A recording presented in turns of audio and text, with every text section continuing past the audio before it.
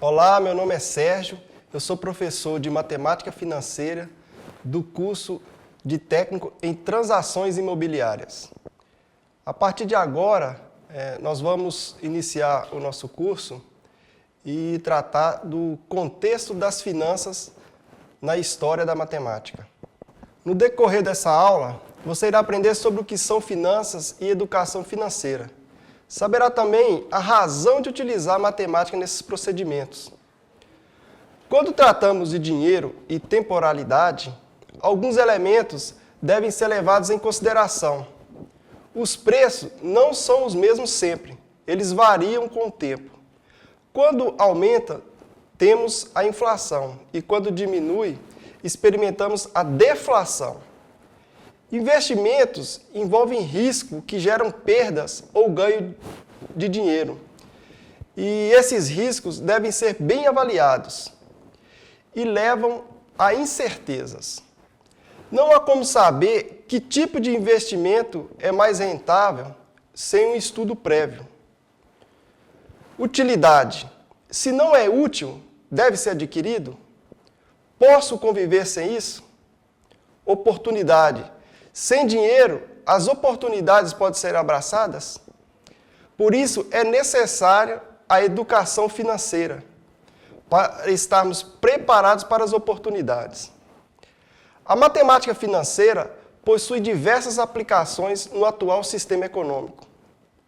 Muitas situações estão presentes no cotidiano das pessoas e têm ligação imediata com o dinheiro.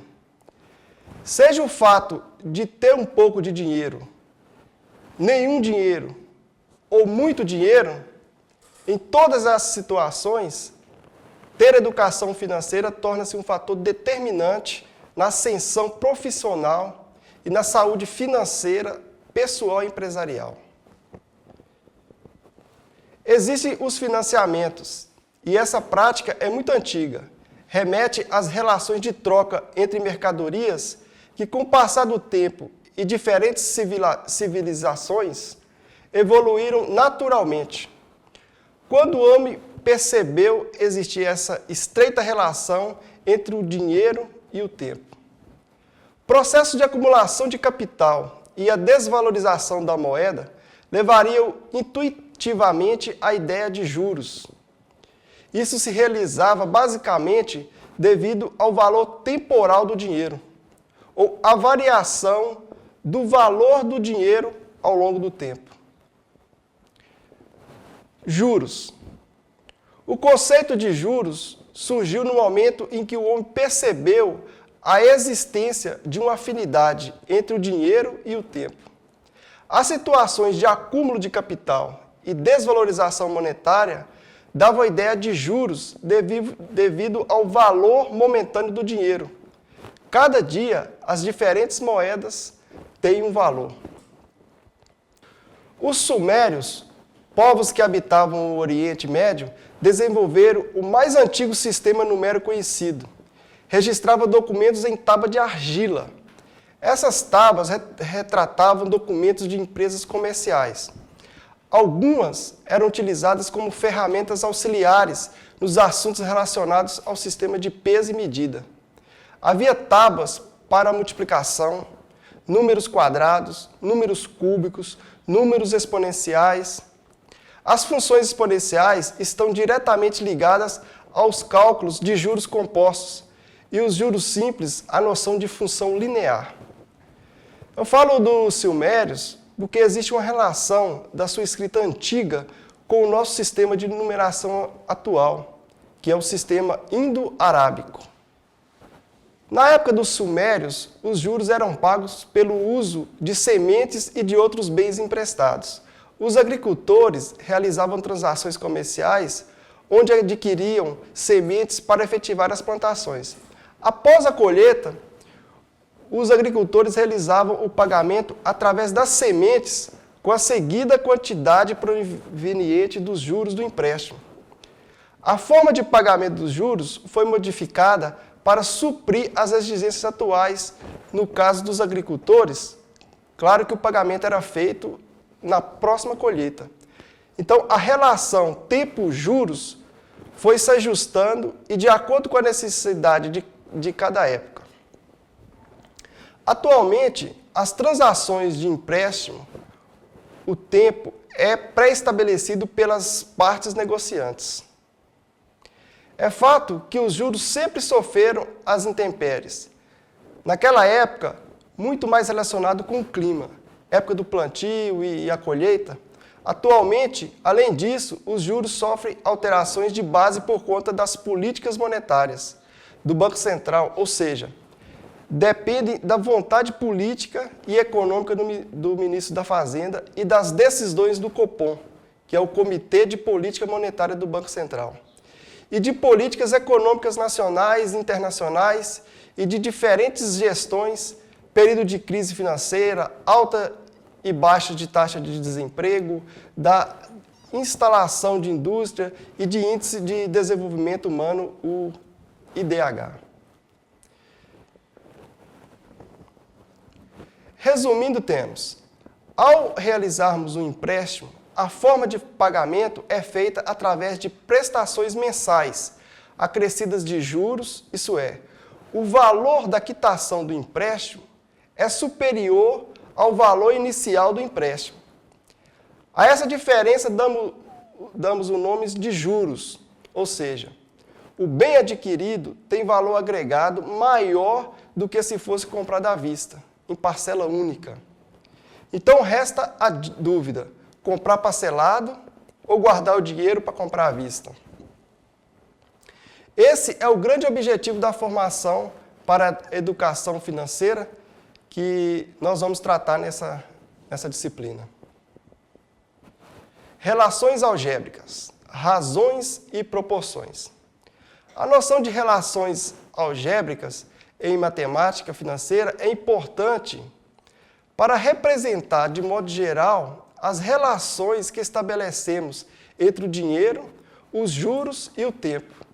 De modo geral, atribuímos letras, variáveis, para representar o dinheiro gasto, o financiamento, investimento, tempo de aplicação, juros mensais, etc. Uma relação bastante útil em matemática financeira é a proporcionalidade, frequentemente conhecida como regra de 3. Sua utilidade vai desde o cálculo de porcentagem até a transformação de unidades de tempo e valor monetário. Primeiramente, vamos nos ater à noção de razão e proporção em matemática. Existem várias maneiras de comparar duas grandezas. Por exemplo, quando se escreve A maior do que B, ou A menor do que B, ou ainda A igual a B. Estamos comparando as grandezas A e B. Essa comparação pode ser feita através de uma razão entre as duas grandezas, isso é, o quociente entre essas grandezas. Em resumo, uma razão é a representação da divisão entre dois valores, A e B. A razão entre 9 e 3, ou seja, 9 dividido por 3, é 3. Por quê? 9 dividido por 3 é 3. Então, A é 3 vezes maior do que B, ou o triplo. Aplicações. Existem várias aplicações práticas de razões especiais. As mais comuns são a velocidade média. A velocidade média é uma grandeza obtida pela razão entre uma distância percorrida e um tempo gasto entre o percurso. Suponhamos que um carro percorreu 160 km em 2 horas. A velocidade média do carro nesse percurso será calculada a partir da razão. Velocidade média é a distância percorrida dividido pelo tempo gasto no percurso. Então, a velocidade média desse carro é 80 km por hora. O que significa que em uma hora o carro percorreu 80 km. Escala também é um exemplo. Então, escala é a comparação, através da razão, entre o comprimento observado no desenho, no mapa, por exemplo, e o comprimento real correspondente. Ambos têm que estar na mesma medida. Então, escala é a razão entre o comprimento do desenho e o comprimento real. O cálculo da densidade demográfica, também chamada de população relativa de uma região, é também uma razão entre duas grandezas. Ela expressa a relação entre o número de habitantes e a área de uma região. Um município ocupa a área de 100 mil quilômetros quadrados e, de acordo com o censo realizado, tem população aproximada de 5 mil habitantes. Qual a densidade demográfica desse município? Então, a densidade demográfica é uma razão. 100 mil habitantes dividido por 5 mil habitantes. Então, a razão de 100 mil para 5 mil é 20 habitantes por quilômetro quadrado. Isso significa que para cada quilômetro quadrado, esse município tem 20 habitantes. Para o nosso caso mais específico de finanças, um exemplo de razão é relacionar a noção de razão com a transformação de frações em números decimais. São os números com vírgula. Veja alguns exemplos. Então, a razão entre 2 e 20 é igual a 0,1, ou seja, 2 representa apenas 10% de 20. A razão entre 3 e 12 é igual a 0,25. Então, 3 representa apenas 25% de 12. A razão entre 4 sextos por 4 sextos é igual a 1. Então, 4 sextos representa 100% de 4 sextos. A razão facilita o entendimento de alguns problemas, até mesmo financeiros, do dia a dia. Por exemplo, se temos informações de que um produto que queremos comprar aumentou R$ 25, como sabemos se o aumento foi significativo? Se o produto valia R$ 1.000, devemos achar a razão de 25 para 1.000. Essa razão é igual a 0,025, ou seja, 2,5%. Sabemos que o produto aumentou em 2,5%. Mas se o produto valia R$ 100, teremos a razão de 25 para 100. Isso é, o produto aumentou em 25%. Com esse modo de analisar os valores, podemos tomar a decisão financeira de comprar ou não o produto. Mas vale ressaltar que, nesse caso, não estamos levando em consideração outros fatores que ajudariam na decisão, como os juros, os riscos e os chamados custos de oportunidade de capital. Esses fatores veremos depois. As situações apresentadas destacam a linguagem mais utilizada nas finanças como um todo, que é a porcentagem. Revendo os conceitos de potencialização. A ideia de potenciação pode ser explicada quando usamos a seguinte situação no lançamento de dados. Quando lançamos 2 dados consecutivos, podemos obter o seguinte resultado.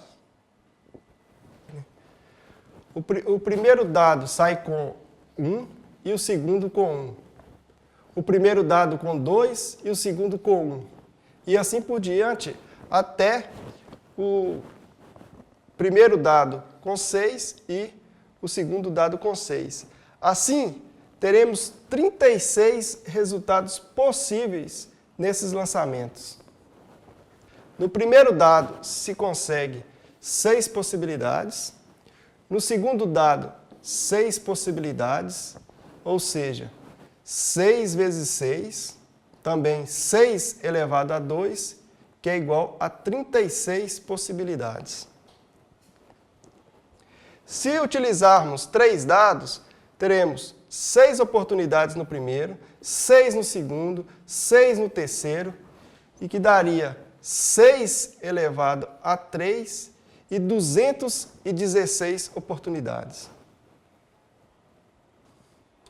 E se lançarmos uma quantidade n de dados, nós teremos 6 elevado a n possibilidades. Dessa maneira, podemos definir potência como um produto de fatores iguais, ou seja, uma multiplicação de números iguais. Então, a potencialização é uma multiplicação de números iguais, e onde n é o expoente e o resultado é a potência. Por exemplo, menos 2 elevado a 2 é igual a menos 2 vezes menos 2, que é igual a 4. Menos 3 elevado a 3 é menos 3 vezes menos 3 vezes menos 3, que é igual a menos 27. 4 elevado a 4, 4 vezes 4 vezes 4 vezes 4, que é igual a 256, e assim por diante. Então, existem algumas regras práticas para se fazer essa multiplicação. Quando temos um número elevado por um expoente par, o resultado vai ser positivo. Quando temos um número ímpar elevado a um expoente par, vamos ter também um número positivo como resultado. Se o número positivo for elevado a um número ímpar, teremos um resultado positivo. E se o número negativo elevado a um expoente ímpar, nós teremos o resultado um número negativo. Então veja essa sequência. 2 elevado a 3 é igual a 8. 2 elevado a 2 é igual a 4. 2 elevado a 1 é igual a 2. 2 elevado a 0 é igual a 1. 2 elevado a menos 1 é igual a meio. Então, com esses resultados, nós podemos concluir e indicar alguns casos particulares. Primeiro, toda potência de expoente 1 é igual à base. 2 elevado a 1 é igual a 2. Toda potência de expoente 0 é igual a 1. 2 elevado a 0 é igual a 1. E toda potência de expoente negativo é igual ao inverso da potência de expoente positivo. Ou seja, 2 elevado a menos 1 é igual a 1 dividido por 2. Ou seja, 2 elevado a menos 1 é igual a meio. E podemos também estudar as propriedades das potências. São casos particulares da potência. Então, A elevado a N vezes A elevado a N é igual a A elevado a M mais N. Olha o exemplo. A elevado a 2 vezes A elevado a 3 é a mesma coisa de A vezes A vezes A vezes A vezes A.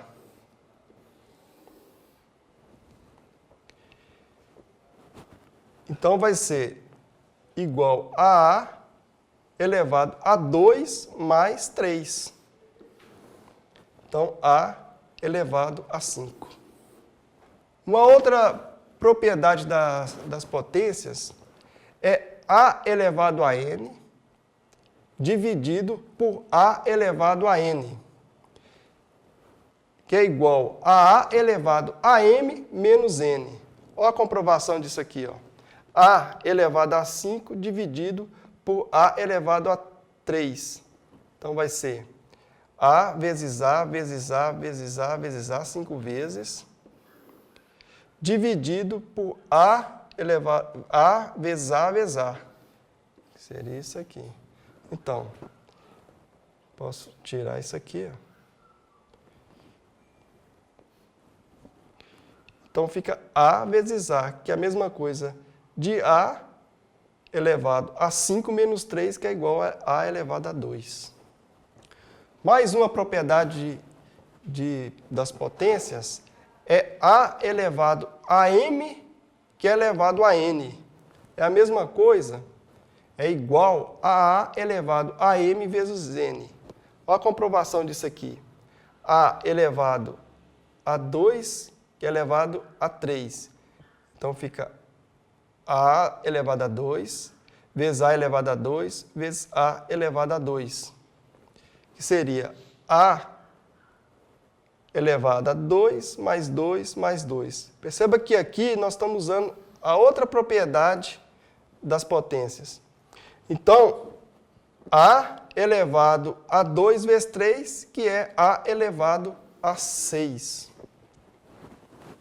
Então, aqui estão alguns exemplos. A1 elevado a 0 é igual a 1. 5 elevado a 1 é igual a 5. C. 2 elevado a menos 5 é igual a 1 dividido por 2 elevado a 5, que é igual a 1 dividido por 32. 1/32. 2 elevado a 2 vezes 2 elevado a 3 é 2 elevado a 2 mais 3. Que é igual a 2 elevado a 5, que é igual a 32. 2 elevado a 3 dividido por 2 elevado a 2 é igual a 2 elevado a 3 menos 2, que é igual a 2 elevado a 1, que é igual a 2. E por último, 2 elevado a 2 elevado a 3 é igual a 2 elevado a 6, que é igual a 64. Porcentagem. Porcentagem trata-se de uma linguagem amplamente difundida e é um senso comum entre a população de que se trata de um modo de comunicação com vista em representar a parte de um todo de 100 unidades. Por causa dessa importância, vamos ver alguns exemplos da representação em porcentagem versus a representação em forma de razão e o equivalente em decimal. Note que a tabela traz diferentes situações que são representadas pelos mesmos conceitos de metade. Porém, cada situação exposta pede uma diferente representação. Por exemplo, seria adequado dizer emagreça 50% de 1 kg por dia? Para o caso específico de matemática financeira, utilizaremos amplamente a noção de porcentagem, por estar intimamente relacionada com o sistema monetário. Toda razão da forma A sobre B, na qual o denominador B é igual a 100, é chamado de taxa de porcentagem ou simplesmente porcentagem, ou ainda percentagem. Um fichário tem 25 fichas numeradas, sendo que 52% dessas fichas são etiquetadas com o número par. Quantas fichas tem a etiqueta com o número par e quantas fichas tem a etiqueta com o número ímpar?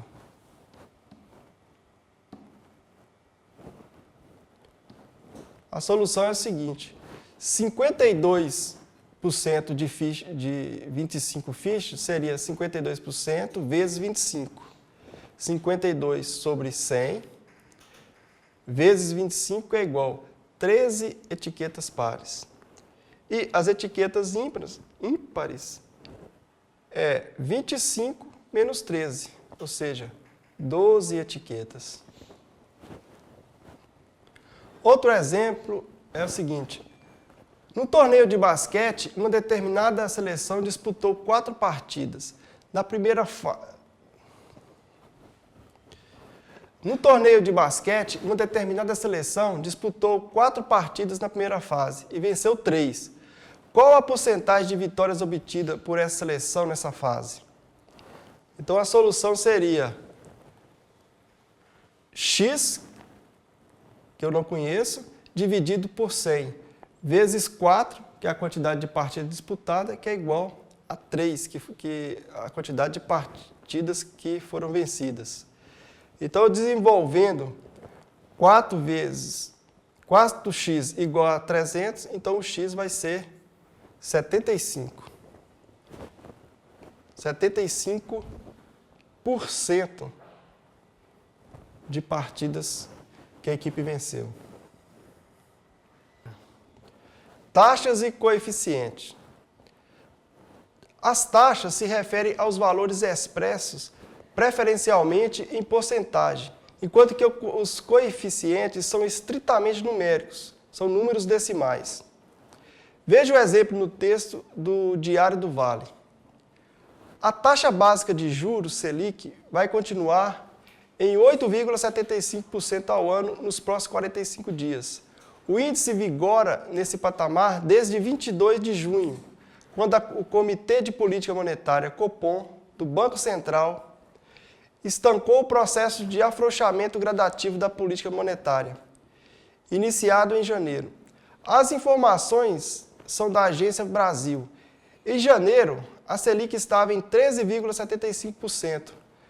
Na reunião de hoje, a taxa foi mantida sem possibilidade de revisão até a próxima reunião do colegiado, marcada para 8 e 9 de dezembro. Note que a taxa básica de juros, a chamada Selic, Sistema Especial de Liquidação e Custódia, estará sempre atrelada a um valor decimal expresso em porcentagem.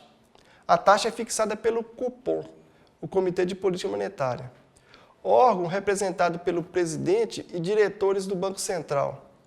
Durante as reuniões, eles decidem se baixam, se aumentam ou se mantém a Selic.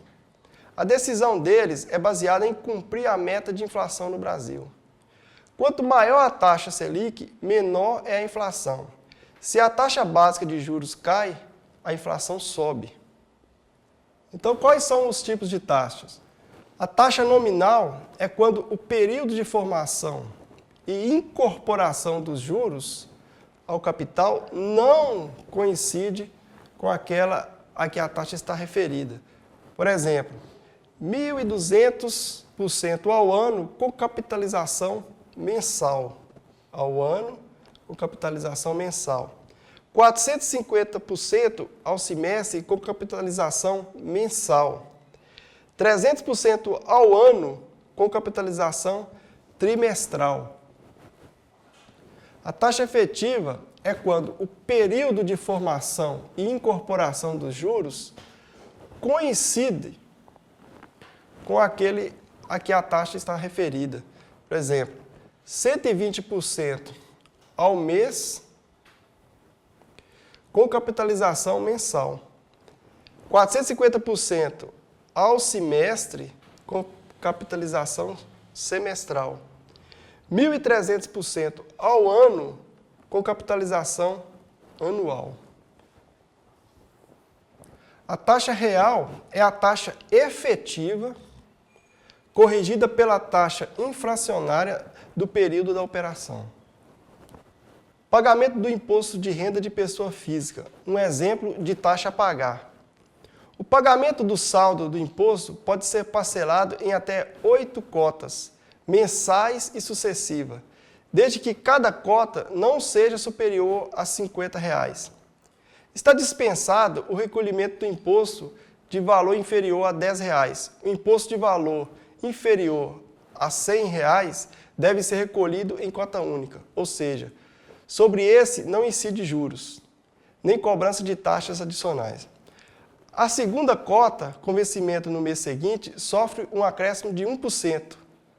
Ao valor das demais cotas, deve ser acrescido juros equivalente à taxa referencial, TR, do Sistema Especial de Liquidação e de Custódia, a Selic.